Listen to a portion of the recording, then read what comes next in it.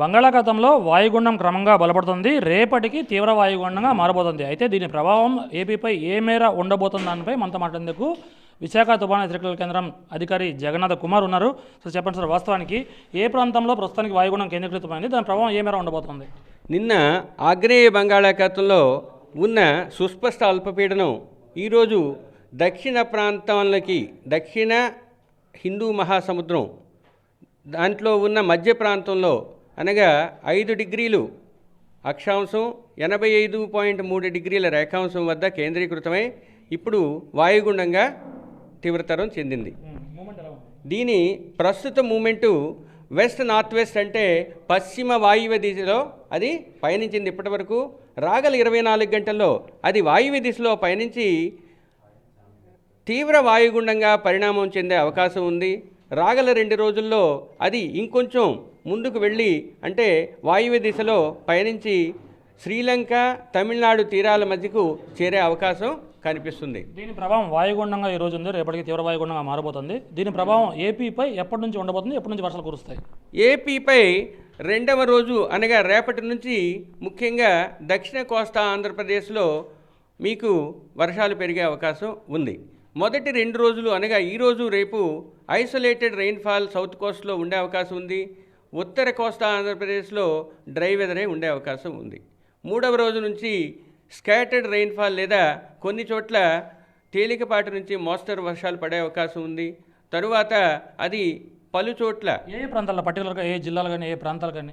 ముఖ్యంగా తేలికపాటి వర్షాలు కోస్తా తీరంలో ఎక్కువ చోట్ల ప్రతి జిల్లాలో 1-2 చోట్ల పడే అవకాశం ఉంది. కానీ రెయిన్ఫాల్ యొక్క ఇంటెన్సిటీ ఎక్కువగా ఉండేది సౌత్ కోస్టల్ ఆంధ్రప్రదేశ్ 27వ తేదీన మీకు అనగా మొదటి రోజు 26వ తేదీన నెల్లూరు తిరుపతి, 28వ తేదీన నెల్లూరు తిరుపతి ప్రకాశం, 28, 26, 27, 28, 28వ తేదీన నెల్లూరు తిరుపతి తరువాత ప్రకాశం జిల్లాల్లో 1-2 చోట్ల భారీ వర్షపాతం పడే అవకాశం. ఉత్తర కోస్తాపై ఎప్పటి నుంచి? 29వ తేదీన ముఖ్యంగా ఈ 3 సౌత్ జిల్లాలతో పాటు అంటే ప్రకాశం, నెల్లూరు, తిరుపతితో పాటు ముఖ్యంగా శ్రీకాకుళం, విజయనగరం, విశాఖపట్నం, అనకాపల్లి జిల్లాల్లో 1-2 చోట్ల భారీ వర్షపాతం నమోదయ్యే అవకాశం ఉంది. తీరం వెంబడి ఎదురుగాలు ఏ విధంగా ఉంటాయి? పోర్టులో ఏదైనా ప్రమాద హెచ్చరికలు జారీ చేశారా? మత్స్యకారులకు ఎటువంటి సూచనలు ఇచ్చారు?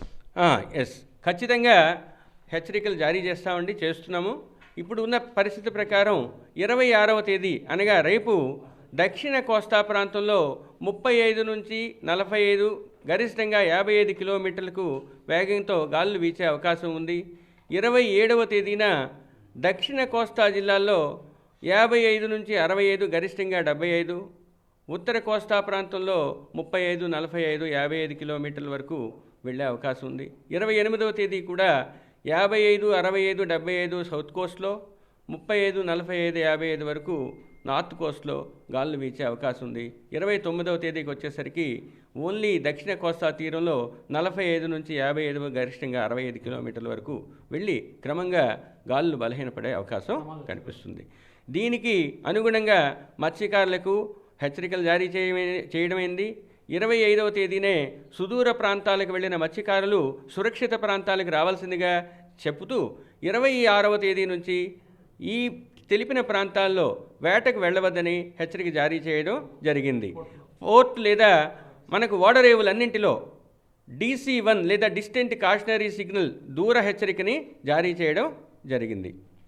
తరువాత ఆల్రెడీ ఉన్న స్టాండింగ్ క్రాప్స్ వాటి గురించి కావాల్సిన జాగ్రత్తలు తీసుకోవాలి.